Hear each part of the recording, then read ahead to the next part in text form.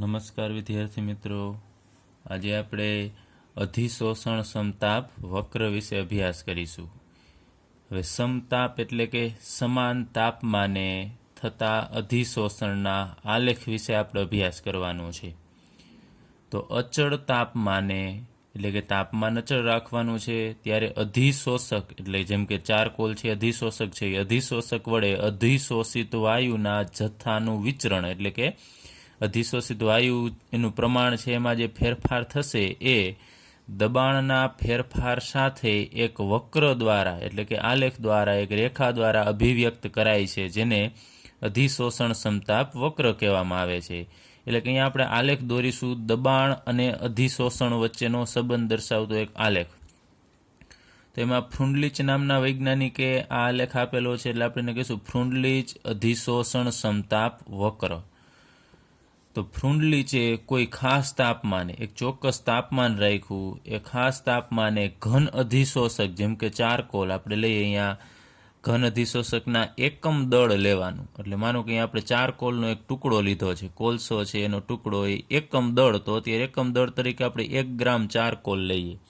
તો 1 ગ્રામ ચારકોલ છે એના વડે અધિશોષિત થતા વાયુ, એટલે આના ઉપર હવે વાયુ છે એનું અધિશોષણ થશે. તો એ અધિશોષિત થતા વાયુ અને દબાણ વચ્ચેનો પ્રમાણ સૂચક એને સંબંધ આપ્યો. માનો કે આપણે આની અંદર વાયુ ભરી દઈએ અને ઉપર અહીંયા આપણે પિસ્ટન રાખીએ કે જેના વડે આપણે દબાણ છે એ વધઘટ કરી શકાય. તો અહીંયા અત્યારે અમુક દબાણ છે અને યોગ્ય દબાણે અત્યારે આ ચારકોલના ટુકડા ઉપર આ વાયુના અણુઓ છે એનું અધિશોષણ થશે.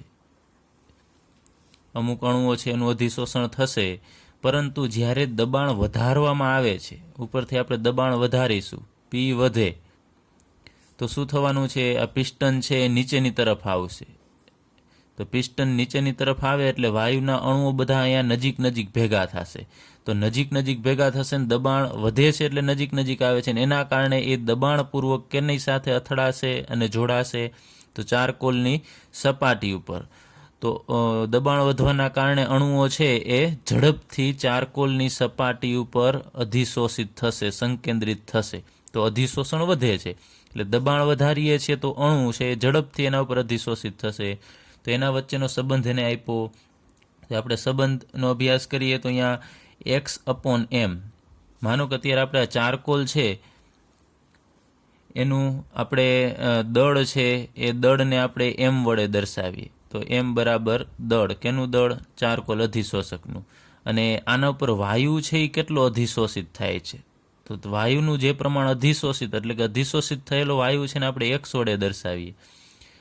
તો અહીંયા x/m, તો m શું દર્શાવે છે, તો અધિશોષકનું દળ એટલે કે ચારકોલ છે એનું દળ છે, અને x શું દર્શાવે છે, એ અધિશોષિત થયેલા વાયુનો જથ્થો. તો x/m એટલે આપણે ટૂંકમાં કહી શકીએ કે આ અધિશોષણ દર્શાવે છે.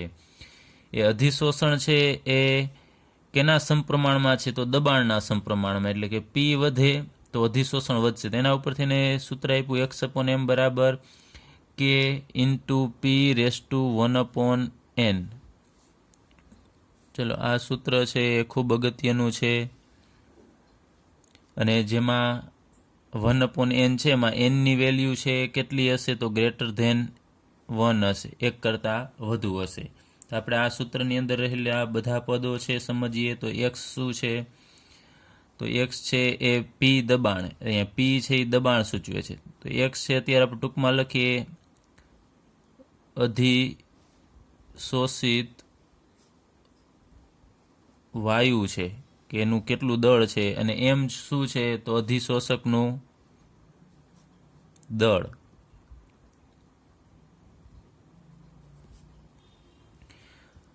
અને P શું દર્શાવે છે, તો P દબાણ દર્શાવે છે. અને n શું છે, તો n છે એ અચળાંક છે. તો આપણે આ પદ સમજીએ. x/m શું છે, તો એ કોઈ P દબાણ, એટલે આપણે જે દબાણ લીધું છે એ દબાણે અધિશોષક m એટલે એ અધિશોષકનું દળ છે, એ જેટલો આપણે અધિશોષક લીધેલો છે એના ઉપર કેટલું વાયુનું અધિશોષણ થાય છે એનું દળ દર્શાવે છે. તો આપણે કહી શકાય કે x બરાબર અધિશોષિત વાયુનું આપણે દળ પણ કહી શકાય. એટલે ઉપર અધિશોષિતનું દળ ને નીચે અધિશોષકનું દળ છે બરાબર K × P⁻1/n. તો એનો મતલબ કે દબાણ વધારીએ છીએ એટલે અધિશોષણ છે વધશે. તો આપણે એનો આલેખ દોરીએ x/m, એટલે x/m એટલે સંયુક્તપણે તમારે અધિશોષણ છે એ આપણે કહી શકાય x/m એટલે અધિશોષણ. તો એનો આપણે દબાણ વિરુદ્ધ આપણે આલેખ દોરવાનો છે. તો કોઈ ખાસ તાપમાને, તો અત્યારે માનો કે આપણે 195 કેલ્વિન તાપમાન રાખીએ છીએ. તો જ્યારે દબાણ શૂન્ય હોય, માનો કે અહીંયા દબાણ જ નથી, દબાણ નથી મતલબ કે વાયુ જ નથી, વાયુ જ નથી એટલે શૂન્ય અવકાશ છે. શૂન્ય અવકાશ હોય તો અધિશોષણ થાય જ નહીં. તો જ્યારે દબાણ શૂન્ય હોય ત્યારે અધિશોષણ પણ કેવું હશે? શૂન્ય હશે. પણ દબાણ વધારવામાં આવે એમ અધિશોષણ છે એ વધતું જશે. તો આપણને ગ્રાફ છે આવો મળશે.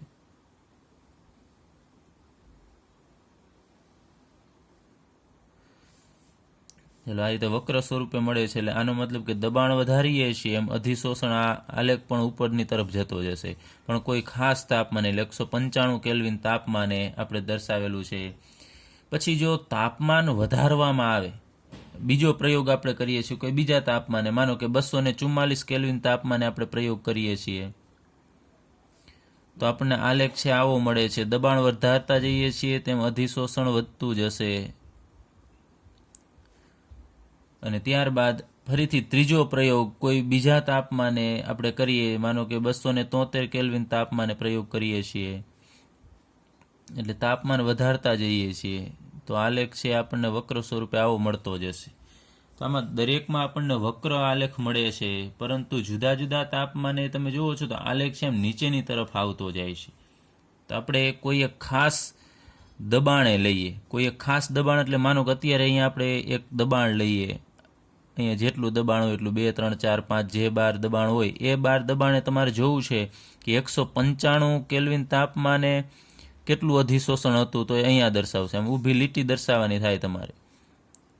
ચલો આ કોઈ ખાસ દબાણે 195 કેલ્વિન તાપમાન રાખીએ છીએ ત્યારે અધિશોષણ કેટલું છે તમે જોવો છો, આટલું અધિશોષણ હશે. ઉપર જાવ એમ અધિશોષણની વેલ્યુ વધતી જાય. તો નીચું તાપમાન 103 માંથી નીચું તાપમાન 195 છે ત્યારે અધિશોષણ વધુ છે. ત્યારબાદ એ જ દબાણે તાપમાન વધારવામાં આવે 195 થી 244, તો અધિશોષણ તમે આમ y અક્ષ ઉપર જશો તો અધિશોષણમાં ઘટાડો થશે. જો જ તમે 195 કરતાં અહીંયા અધિશોષણ છે ઓછું થાય છે. ત્યારબાદ ફરીથી 244 માંથી 273 કેલ્વિન તાપમાન જ્યારે કરવામાં આવે ત્યારે એ જ દબાણે અધિશોષણમાં એનાથી પણ ઘટાડો થશે. તો આ ત્રણે ત્રણ અહીંયા મેં y અક્ષ ઉપર દર્શાવેલું છે, સૂચવે છે કે તાપમાન વધે છે એમ આ આલેખ નીચેની તરફ, વક્ર છે નીચેની તરફ આવે છે, મતલબ કે અધિશોષણમાં શું થશે? ઘટાડો થશે. તો અહીંયા તમને ખબર છે કે વાયુ છે એ અધિશોષિત થયેલો છે, તો તમે તાપમાન વધારશો તો વાયુ છે એ હલકો છે એટલે ક્યાં જતો રહેશે? ફરીથી એની સપાટી છોડી અને દૂર જતો રહેશે. તો સપાટી છોડીને દૂર જાય એટલે અધિશોષણમાં શું થવાનો છે? ઘટાડો થવાનો છે. ત્યારબાદ ખૂબ ઊંચું દબાણ હોય,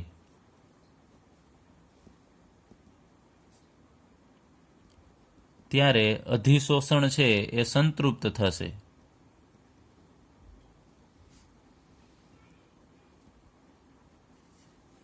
સંતૃપ્તતાએ પહોંચે છે, મતલબ કે તમે જુઓ છો અહીંયાથી દબાણ વધારતા જશો તો આ અત્યારે જે દબાણ અહીંયા હું રાખું છું એ દબાણે આ લીટી પછી આમ સીધી થતી જાય છે. જુઓ છો મેં આમ દર્શાવેલી છે. પહેલાં આમ વક્ર સ્વરૂપે વધતી જશે, પછી અમુક તમે દબાણ વધારશો ને તો આલેખ આમ સીધી રેખામાં જ જશે, આમ આ રીતે આમ સીધી લીટી થશે. મતલબ કે પછી તમે ગમે એટલું દબાણ વધારો છો ને તો આ લીટી છે એમ સીધી થશે. ઉપર જાય તો અધિશોષણ વધે.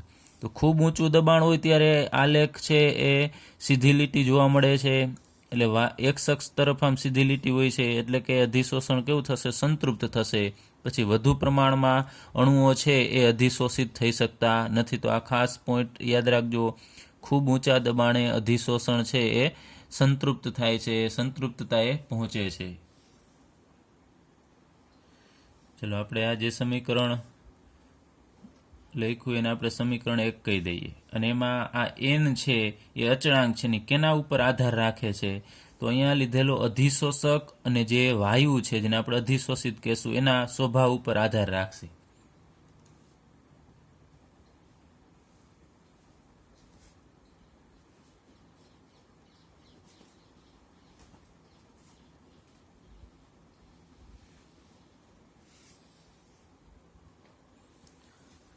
હવે આપણે આ સમીકરણ 1 છે એનો ઘાતાંક લઈએ, એટલે કે બંને બાજુએ આપણે લોગ લાગુ પાડવા છે. તો અહીંયા ડાબી બાજુએ લોગ લાગુ પાડીએ તો લોગ x/m થશે, બરાબર. હવે અહીંયા બંને ગુણાકારમાં છે, તો પહેલાં આપણે એને લોગ આમ લાગુ પાડીએ, લોગ એમ k × p⁻1/n. હવે અહીંયા લોગ આ બંનેને લાગુ પડે છે, તો વચ્ચે ગુણાકાર હોય તો વચ્ચે પ્લસની નિશાની આવે તો આપણે આમ લખીએ લોગ x/m એ એમનેમ રહેશે. પછી અહીં લોગ k, બંનેને લોગ લાગુ પડે એટલે લોગ k, પછી ગુણાકાર છે તો વચ્ચે પ્લસની નિશાની આવે. પછી જ્યારે લોગ આપણે પીને લાગુ પાડીએ છીએ તો પીની જે ઘાત છે એ આગળ આવી જશે, એટલે 1/n. જ્યારે લોગ લાગુ પાડો ત્યારે ઘાત છે આગળ આવી જાય છે, એટલે 1/n લોગ p થશે. ચલો, આ સમીકરણ છે એના ઉપરથી આપણે ફરીથી એક ગ્રાફ દોરીશું, અને આ સમીકરણ છે એ સીધી રેખાનું એક સમીકરણ છે જેને આપણે y = mx + c કહીએ છીએ. એના જેવું સૂત્ર છે, જેમ કે આ બાજુ y = આ mx અને આ c. તો y = mx + c પ્રકારનું સૂત્ર છે. તો આના મુજબ આપણે ગ્રાફ દોરીએ કે y અક્ષ ઉપર આપણે શું લેશું, લોગ x/m, અને x અક્ષ ઉપર શું લેશું તો લોગ p લેશું. અને m શું દર્શાવે છે તો 1/n છે એ m દર્શાવે છે, અને c શું દર્શાવે છે, લોગ k. હવે આપણે આ y અક્ષ છે એના ઉપર લઈએ લોગ x/m.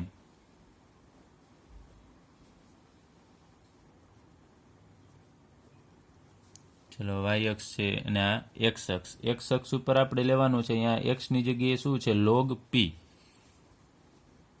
અહીંયા લોગ p x અક્ષ ઉપર, અને અહીંયા 0.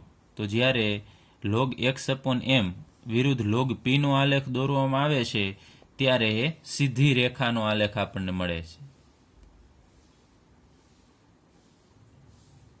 આ રીતે સીધી રેખા પ્રાપ્ત થાય છે. તો સીધી રેખાનો આલેખ મળતો હોય તો આપણે એના ઉપરથી ઢાળની વેલ્યુ છે એ મેળવી શકીએ છીએ. એના માટે શું કરવાનું હોય છે, અહીંયા કાટકોણ ત્રિકોણ રચવાનો હોય છે. તો અહીંયા આપણે થીટા છે મેળવવાનો હશે. અહીંયા આ બાજુને આપણે a કહીએ અને આ બાજુને b કહીએ, સામેની બાજુના છેદમાં પાસેની બાજુ, એના ઉપરથી આપણને અમુક ઢાળની વેલ્યુ મળશે. તો એ ઢાળની વેલ્યુ છે એ કેટલી મળશે, અહીંયા જે મળશે એ વેલ્યુ 1/n જેટલી હશે. તો અહીંયા આપણે બરાબર લખીએ, ઢાળ બરાબર 1/n, જે આપણે આ સૂત્ર ઉપરથી પણ મેળવી શકીએ છીએ. m શું દર્શાવે છે તો ઢાળની વેલ્યુ દર્શાવે છે. તો m ની વેલ્યુ કેના જેટલી હશે, 1/n. તો અહીંયા જે ઢાળ મળશે, તમે સામેની બાજુના છેદમાં પાસેની બાજુ લઈ અને જે ઢાળ મળશે એની વેલ્યુ 1/n જેટલી હશે. તો આપણે n ની વેલ્યુ છે એ મેળવી શકીએ છીએ. તમે ઢાળની વેલ્યુ જે મળે એ અહીંયા મૂકી દેવાની, તો એના બરાબર 1/n. પછી n ને કરતા બનાવો તો 1/માં ઢાળની વેલ્યુ મૂકીને તમે n ની વેલ્યુ છે મેળવી શકો છો. ત્યારબાદ c શું દર્શાવે છે તો એ આંતરછેદ દર્શાવે છે. તો c ની જગ્યાએ શું છે, અહીંયા સમીકરણની અંદર લોગ k. તો આંતરછેદ એટલે આ સીધી રેખા છે ને આપણે y અક્ષ ઉપર આમ લંબાવી દેવાની. તો અહીંયા ટચ થશે એ વેલ્યુને આપણે આંતરછેદ કહેશું. એટલે ટૂંકમાં 0 થી અહીંયા સુધીનું અંતર, એટલે આ વેલ્યુ છે એને આપણે આંતરછેદ કહીએ છીએ. તો આંતરછેદની વેલ્યુ બરાબર કેના જેટલી થશે, લોગ k જેટલી. એટલે અહીંયા ફરીથી કહું છું, અહીંયા 0 થી આ અંતર, એટલે આ વેલ્યુ છે એ કેટલી હોય તો લોગ k જેટલી હશે. હવે જે ફ્રુન્ડલીચ અધિશોષણ સમતાપી વક્ર છે એ આશરા પડતી વર્તુણક સમજાવે છે, એટલે કે આશરે વેલ્યુ છે એ સમજાવે છે. ચાલો ફરીથી આપણે આગળ ઉપર સમીકરણ લખેલું એ ફરીથી લખીએ છીએ. x/m બરાબર k × p⁻1/n. એન. આપણે સૂત્ર આગળ ઉપર ભણી ગયા છીએ. એમાં એક્સ છે એ અધિશોષિત થયેલા વાયુનું દળ, એમ છે એ આપણે ચારકોલ કે જે અધિશોષક લીધેલો એનું દળ છે, પી છે એ દબાણ છે, અને કે અને એન. અહીંયા કે છે એ પણ અચળાંક છે, જે મારે આગળ કહેવાનું તમને બાકી રહી ગયું છે. અહીંયા કે છે એ પણ અચળાંક છે. હવે અહીંયા એનની વેલ્યુ છે એ કેટલી હશે? તો 1/n વેલ્યુ આપણે લખીએ. 1/nનું મૂલ્ય છે એ સામાન્ય રીતે 0 અને 1ની વચ્ચે હોય છે, અને મુખ્યત્વે એની રેન્જ કેટલી હશે? સંભવિત વિસ્તાર તો 0.1 થી 0.5 જેટલું સામાન્ય રીતે જોવા મળે છે. આ સમીકરણ જે છે, સમીકરણ 2 લોગવાળું, એ દબાણના અમુક સીમિત વિસ્તાર પૂરતું જ મર્યાદિત છે. કેમ કે પછી ઊંચા દબાણે તો અધિશોષણ છે કેવું થઈ જાય છે? સંતૃપ્ત થશે. હવે આપણે આ સમીકરણ ઉપરથી જોઈએ કે ઊંચા દબાણે અધિશોષણ સંતૃપ્ત થાય છે એના ઉપરથી, તો અહીંયા 1/n છે. તો આ સમીકરણમાં જ્યારે આપણે 1/n બરાબર 0 વેલ્યુ મૂકીએ, તો અહીંયા 0 મૂકીએ તો શું થશે? તો x/m બરાબર k ઇન્ટુ p. પીની ઉપર અહીંયા 0 ઘાત થશે. તો પીની 0 ઘાત એટલે 1 વેલ્યુ થાય, તો તેથી આપણે લખી શકાય x/m બરાબર માત્ર k થશે. પીની ઉપર 0 એટલે 1, તો k ગુણ્યા 1 એટલે k. તો અહીંયા x/m શું દર્શાવે છે? અધિશોષણ દર્શાવે છે. તો અધિશોષણ છે એ દબાણથી કેવું થશે? સ્વતંત્ર થશે. અહીંયા તમે જુઓ છો કે છે એ અચળ છે, તો પછી તમે ગમે એટલું દબાણ વધારશો તો અધિશોષણ છે એ અચળ થશે. તો આપણે કહી શકાય કે જ્યારે 1/n વેલ્યુ 0 હોય ત્યારે અધિશોષણ છે એ દબાણથી સ્વતંત્ર થશે. પછી તમે ગમે એટલું દબાણ આપશો તો અધિશોષણ કંઈ વધવાનું નથી. પછી એ જ રીતે આપણે જ્યારે 1/n વેલ્યુ 1 લઈએ, તો અહીંયા 1/n જગ્યાએ આપણે 1 મૂકવાનું છે. તો x/m બરાબર k ઇન્ટુ પી ની ઉપર હવે 1 ઘાત થશે. તો પીની ઉપર 1 ઘાત એટલે એની વેલ્યુ અમુક હશે જ, તો આપણે લખી શકાય k ઇન્ટુ પી. હવે આપણે અહીંયા અચળાંક કાઢી નાખવું હોય તો બરાબર પણ નીકળી જાય. તો તેથી આપણે આમ કહી શકાય x/m અહીંયા પ્રપોઝનલ ટુ પી. તો જ્યારે 1/n વેલ્યુ 1 હોય ત્યારે આ અધિશોષણ છે એ આ દબાણના સમપ્રમાણમાં છે. તમે જુઓ છો તો દબાણ વધશે એમ અધિશોષણ વધે છે. એટલે કે આ નીચા દબાણની વાત કરે છે. જ્યારે નીચું દબાણ હોય ત્યારે સામાન્ય રીતે તમે દબાણ વધારતા જાવ એમ અધિશોષણ વધે છે, પરંતુ ઊંચું દબાણ, ખૂબ ઊંચું દબાણ થશે ત્યારે અધિશોષણ છે એ દબાણથી સ્વતંત્ર થશે, એટલે કે અચળ થશે. હવે આપણે જે આ બંને શરતોનો અભ્યાસ કર્યો એને પ્રાયોગિક રીતે પણ સમર્થન મળેલું છે કે નીચા દબાણે અધિશોષણ છે એ દબાણના સમપ્રમાણમાં હોય છે અને ઊંચા દબાણે એ અચળ બની જાય છે. પરંતુ પ્રાયોગિક રીતે આ શક્ય છે કે જોઈ શકાય છે, પરંતુ શા માટે ઊંચા દબાણે છે એ અધિશોષણ છે એ અચળ થઈ જાય છે એ આ ફ્રુન્ડલીચ અધિશોષણ સમતાપ વક્ર છે એના દ્વારા આપણે સમજાવી શકતા નથી. તો એની મર્યાદા છે. અને બીજું કે આને કોઈ સૈદ્ધાંતિક પાયો નથી, એટલે સૈદ્ધાંતિક સાબિતી નથી, માત્ર પ્રાયોગિક ધોરણ ઉપર જ આ સમતાપ વક્ર છે એ બનાવવામાં આવેલો છે.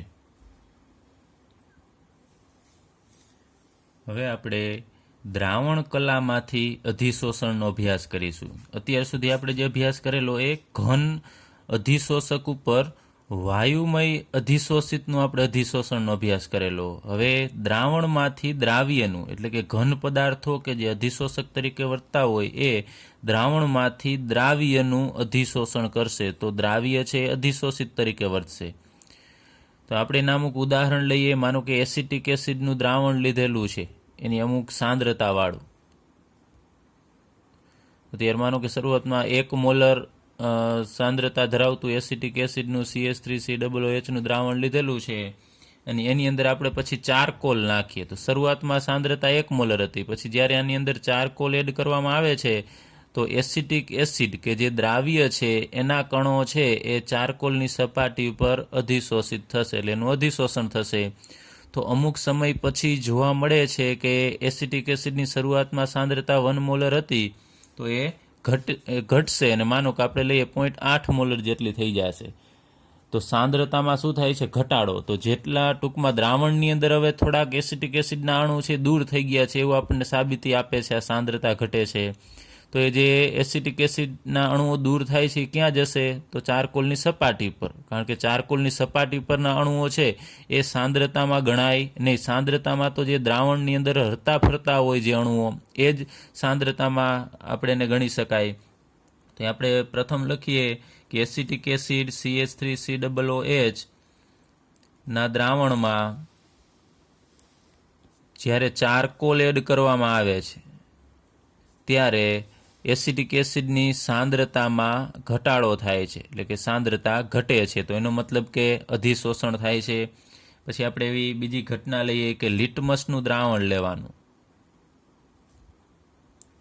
તો લિટમસનું દ્રાવણ એટલે તમે લિટમસ પેપરનું નામ તો સાંભળેલું હશે. બ્લુ અને રેડ બે લિટમસ પેપર આવે છે. તો એ લિટમસ પેપર છે એ લિચેન નામના છોડના પાવડરમાંથી બનાવવામાં આવે છે. એ વનસ્પતિ છે એક, એનો પાવડર અને એની અંદર પાણી ઉમેરીને પછી એનું દ્રાવણ બનાવવાનું હોય એ દ્રાવણ છે એને આપણે લિટમસ દ્રાવણ કહેશું. તો એ લિટમસ દ્રાવણ છે એનો રંગ હશે, માનો કે ભૂરો રંગ છે, તો ભૂરો રંગ છે એના દ્રાવણની અંદર આપણે જ્યારે ચારકોલ એડ કરીએ છીએ, એટલે આ રંગીન દ્રાવણ છે ટૂંકમાં લિટમસ દ્રાવણ, એની અંદર ચારકોલ ઉમેરવામાં આવે છે તો એ દ્રાવણ જે રંગીન હતું એમાંથી રંગવિહીન થશે. તો એનો મતલબ શું કે આ લિટમસના જે કણો હશે કે જે રંગ ધરાવે છે એ કેના ઉપર અધિશોષિત થઈ જશે? ચારકોલ ઉપર અધિશોષિત થઈ જશે અને દ્રાવણ છે પછી રંગવિહીન થશે. એ જ રીતે MgOH2 એટલે કે મેગ્નેશિયમ હાઇડ્રોક્સાઇડનું જ્યારે અવક્ષેપણ આપણે મેગ્નેશન પ્રક્રિયકની હાજરીમાં કરવામાં આવે ત્યારે વાદળી રંગ ગ્રહણ કરે છે. તો એનો મતલબ કે વાદળી રંગનું શું થયું હશે? અધિશોષણ થયું હશે. તો આ ત્રણ ઘટના છે એ દ્રાવણમાં અધિશોષણની ઘટના છે. દ્રાવણ કલા એટલે કે દ્રાવણ અવસ્થામાં અધિશોષણ. ચલો ત્યારબાદ આપણે લઈએ કે દ્રાવણ કલામાંથી અધિશોષણની માત્રા કેના ઉપર આધાર રાખશે? અધિશોષણની માત્રા એટલે કે કેટલું અધિશોષણ થશે એ કેના ઉપર આધાર રાખે છે? તો પ્રથમ લઈએ આપણે અધિશોષણની માત્રા છે એ તાપમાન ઉપર આધાર રાખે છે. એટલે કે તાપમાનના વધારા સાથે અધિશોષણ ઘટે છે. ચલો આવું શા માટે થાય છે એ લઈએ. તાપમાન વધારો તો અધિશોષણ શા માટે ઘટે છે? તો જે માનો કે આપણે લઈએ છીએ અહીંયા ચારકોલનો ટુકડો છે એના ઉપર માનો કે લિટમસના રંગીન કણો છે અહીંયા અધિશોષિત થાય છે, એ સંકેન્દ્રિત થશે. હવે જો આને આપણે ગરમ કરીએ છીએ, તાપમાન વધારશો તો અહીંયા જે ચારકોલ અને જે આ અધિશોષિત છે એના કણ વચ્ચે જે વાંડરવાલ્સ આકર્ષણ બળ હશે એ તો નિર્બળ આકર્ષણ બળ છે, તો એ ઝડપથી તૂટી જશે.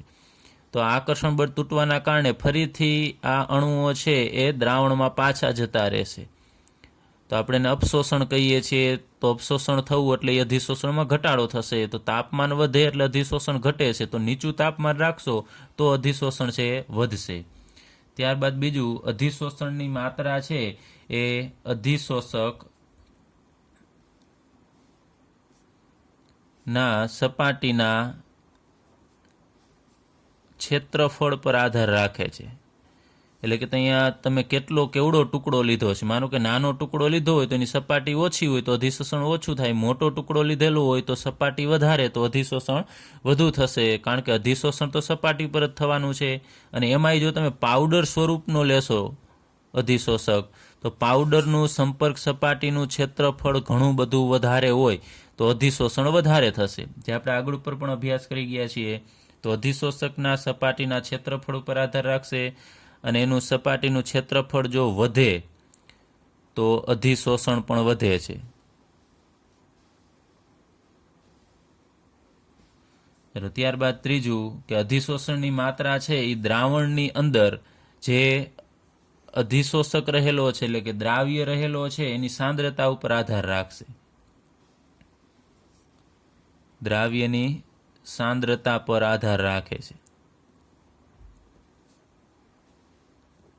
જેમ સાંદ્રતા વધે, 1 મોલરવાળું દ્રાવણ લીધું હોય અને જેટલું અધિશોષણ થતું હોય એના કરતાં જો તમે 2 મોલર સાંદ્રતાવાળું દ્રાવણ લેશો તો અધિશોષણ વધશે. જે આપણે આ જ ટોપિકની અંદર આગળ ઉપર એનો અભ્યાસ વિગતવાર કરીશું. ત્યારબાદ આપણે લઈએ કે અધિશોષણની માત્રા છે એ અહીંયા અધિશોષક જે લીધેલો છે અને જેનું અધિશોષણ થાય છે એટલે કે અધિશોષિત, એ બંનેના સ્વભાવ ઉપર આધાર રાખશે. અધિશોષક અને અધિશોષિતના સ્વભાવ ઉપર.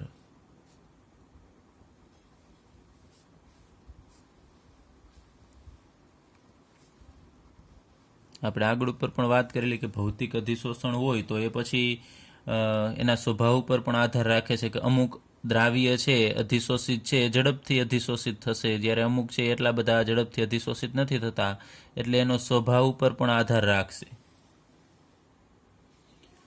ફ્રુન્ડલીજ સમીકરણ છે એ દ્રાવણમાંથી અધિશોષણની વર્તણૂકને આશરે સમજાવે છે, એટલે કે આશરા પદ્ધતિ કહેવાય આને.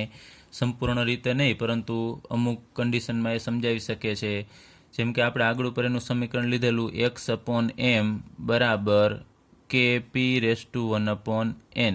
તો અહીંયા આગળ ઉપર આપણે ભૌતિક અધિશોષણમાં અહીંયા દબાણનો સમાવેશ કરેલો. તો અહીંયા આપણે દબાણની જગ્યાએ C, એટલે કે દ્રાવણ છે તો આપણે એની સાંદ્રતા, C શું દર્શાવે છે?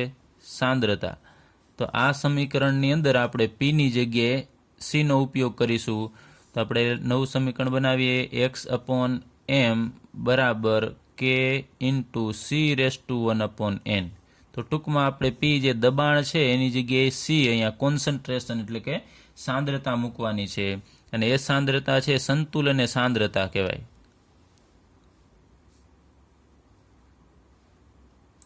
સંતુલન સાંદ્રતા એટલે કે જ્યારે અધિશોષણ પૂર્ણ થઈ જાય પછી વધુ અધિશોષણ ન થતું હોય ત્યારની સાંદ્રતા છે એ આપણે અહીંયા છે મૂકીશું.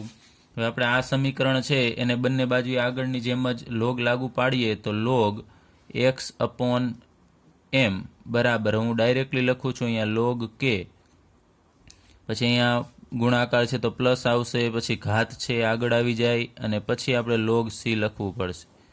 તો આ સમીકરણ છે એ y=mx + c પ્રકારનું છે, એટલે અહીંયા c અને પ્લસ અહીંયા mx. તો y તરીકે આપણે શું લેશું? લોગ x/m, અને x તરીકે શું લેશું? Log c.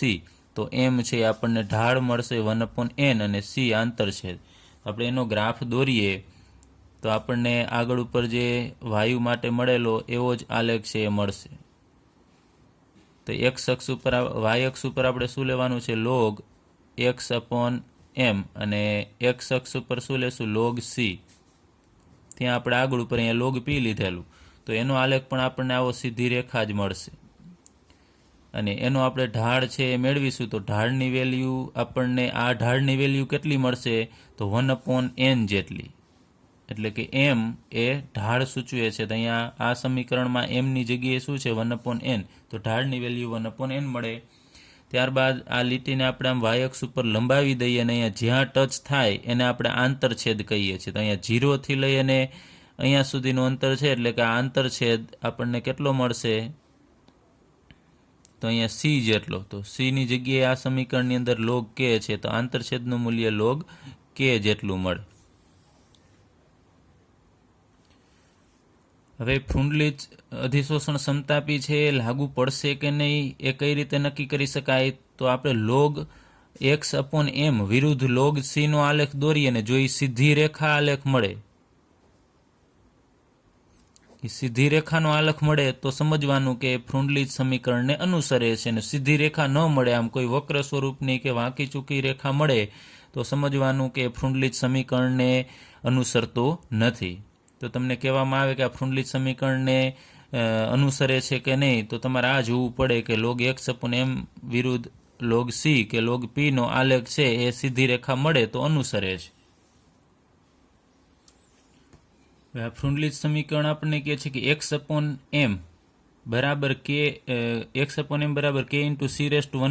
એટલે કે સાંદ્રતા છે એ અધિશોષણના સમપ્રમાણમાં હોય છે. સાંદ્રતા વધે તો અધિશોષણ વધશે. જો આપણે કે કાઢી નાખીએ તો એ સમજવા માટે અહીંયા આપણે એક પ્રયોગ છે એ અહીંયા સમજાવેલો છે. એમાં અહીંયા જુદા જુદા 3 પાત્ર લીધેલા છે. એની અંદર આપણે એસિટિક એસિડની જુદી જુદી સાંદ્રતા લીધેલી છે, પરંતુ કદ સરખા લીધા છે. માનો કે આની અંદર 250 ml હોય તો બધાની અંદર 250 ml એસિટિક એસિડનું દ્રાવણ, પણ જુદી જુદી સાંદ્રતા ધરાવતું. પહેલામાં આપણે 1 મોલર સાંદ્રતા ધરાવતું, બીજામાં 1.5 મોલર અને ત્રીજામાં 2 મોલર સાંદ્રતા ધરાવતું દ્રાવણ લીધેલું છે. અને એની અંદર સરખા દળનો અધિશોષક ઉમેરેલો છે. માનો 4 કોલ ઉમેરેલો છે, 1 ગ્રામ 1 ગ્રામ 1 ગ્રામ બધાની અંદર સરખો 4 કોલ ઉમેરેલો છે. તો અમુક સમય પછી આ પ્રારંભિક સાંદ્રતા, શરૂઆતમાં બધાની સાંદ્રતા આ હતી, પછી અમુક સમય પછી જ્યારે જોવામાં આવ્યું, આ હું અત્યારે એપ્રોક્સિમેટલી બધી વેલ્યુ લખેલી છે માત્ર તમને સમજાવવા માટે. તો તમને ખ્યાલ છે કે એસિટિક એસિડના અણુઓ છે એ આ ચારકોલની સપાટી ઉપર અધિશોષિત થશે, તો દ્રાવણની અંદર એસિટિક એસિડના અણુનું પ્રમાણ ઘટે તો સાંદ્રતા ઘટશે. તો અહીંયા સાંદ્રતા 1 મોલર છે, તો આપણે લઈએ એપ્રોક્સિમેટલી એ અહીંયા 6 મોલર 0.8 મોલર જેટલી સાંદ્રતા છે એ જોવા મળે છે. પછી અહીંયા અમુક સમય પછી અંતિમ સાંદ્રતા છે એ આપણે લઈએ 1.2 મોલર જેટલી જોવા મળે છે, અને અહીંયા સાંદ્રતા છે એ 1.6 મોલર જેટલી જોવા મળે છે. તો આ બધી અંતિમ સાંદ્રતા છે કે અધિશોષણ થઈ ગયા પછીની દ્રાવણની સાંદ્રતા છે આટલી છે. હવે આપણે આ બધાનો ડિફરન્સ લેવાનો છે. તો એ જે ડિફરન્સ મળશે એ આપણને એક્સ મળશે, કેટલું અધિશોષણ થાય છે. તો અહીંયા 1 માંથી 0.8 બાદ કરો એટલે 0.2, પછી અહીંયા 0.3 અને અહીંયા 0.4.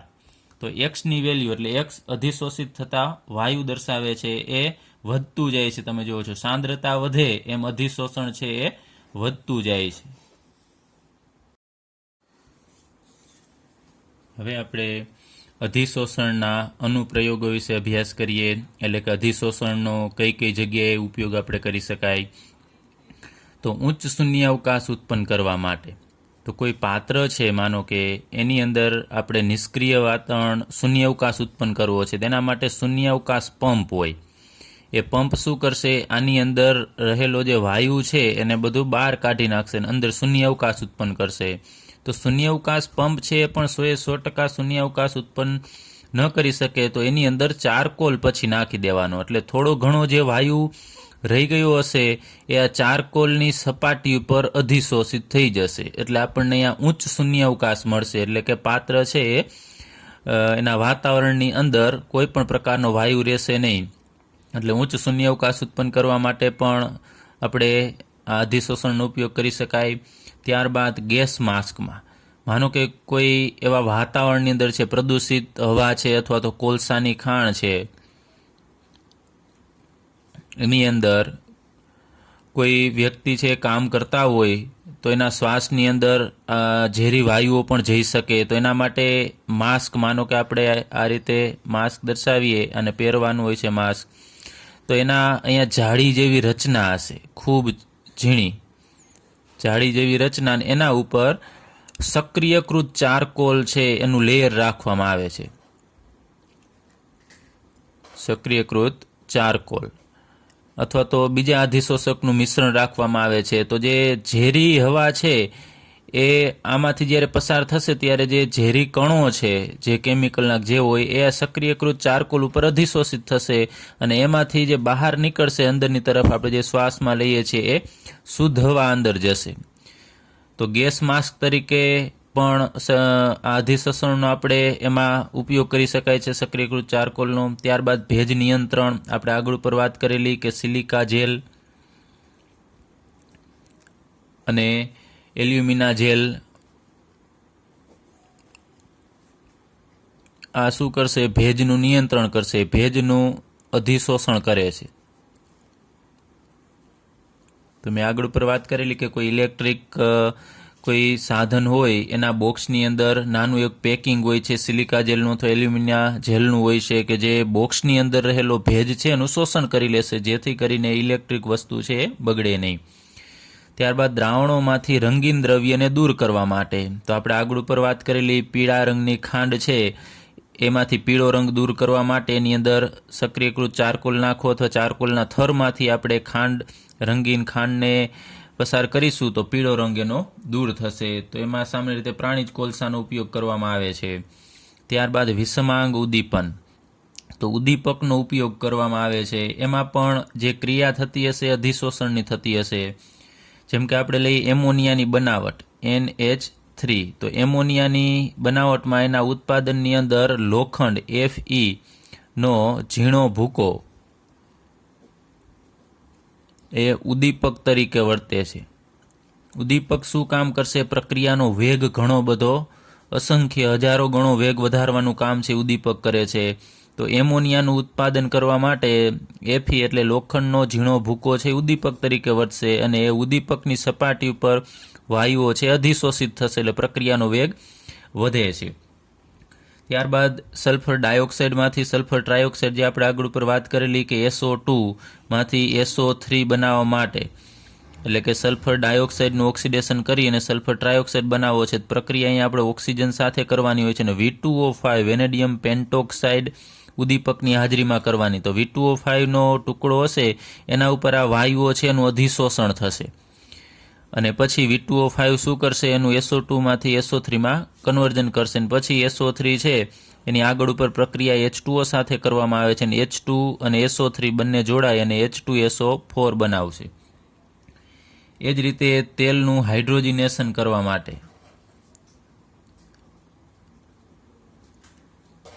તો તેલ છે એ અસંતૃપ્ત ફેટી એસિડ છે. અસંતૃપ્ત એની અંદર ઘણા બધા દ્વિબંધ આવેલા હશે, એની અંદર હાઇડ્રોજન ઉમેરવાનો છે તો એમાંથી વેજીટેબલ ઘી બને. તો આ દરમિયાન હાઇડ્રોજિનેશન કરવા માટે એની અંદર ઝીણો નિકલનો ભૂકો છે એડ કરવામાં આવે છે, નિકલનો પાવડર. તો નિકલના પાવડર ઉપર પણ હાઇડ્રોજન વાયુ છે અધિશોષિત થશે અને પ્રક્રિયાનો વેગ ઘણો બધો વધારશે. તો આને આપણે વિષમાંગ ઉદ્દીપન કહીએ છીએ. અને વિષમાંગ શા માટે આપણે નામ આપીએ છીએ? કારણ કે પ્રક્રિયક છે અહીંયા તમે જુઓ છો SO2 તો એ ગેસ અવસ્થામાં હોય અને V2O5 છે એ ઘન અવસ્થામાં.